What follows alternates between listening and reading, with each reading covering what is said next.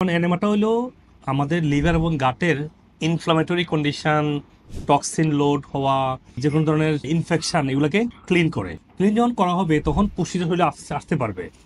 আমার বাবা এমন দুর্বল হয়ে গেছিল, শোয়াতে উঠতে পারতেছিল না। সকলকে সবাই বলছে, বাবা শেষ দোয়া দৌড় পড়েন, যা পান তা খাওয়াইলেন। আমি বলি নো, এইভাবে কোনো কথা না।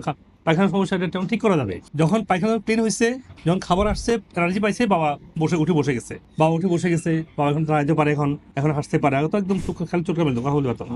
আজকে আমি আসছি তো প্রায় 20 দিন হয়ে গেছে, তার এক সপ্তাহ আগে এটা হয়েছে আর কি। আগে থেকে সমস্যা বাড়তে বাড়তে এটা হয়েছে। তো আমরা কি করছি, এনেমা করেছি। এটার এনেমার যেটা করবে, যখন ক্লিন করবে তখন পুষ্টি আসতে শুরু করবে, এনার্জি পাবে, হিলিংটা শুরু হবে। কারণ পুষ্টি যদি না থাকে, একটা অর্গানগুলো হবে ডিফেক্টিভ অর্গানে টিউমার, লাম্পস এন্ড বাম্পস তৈরি হবে। এটা স্বাভাবিক। তো আমাদের গোল হবে যে যাদেরই মেজর মেটাবলিক ইস্যু, লিভার সমস্যা, কোনো টিউমার বা কোন ধরনের মেজর ব্রেন ইস্যুগুলা এনেমা করে ক্লিন করলে তখন ব্রেনের নিউরোট্রান্সমিটার তৈরি হবে। এই গুরুত্বপূর্ণ ভিডিওটি আপনারা শেয়ার করবেন, যাতে করে আপনার আত্মীয় স্বজন এবং পরিচিতজন উপকৃত হতে পারে।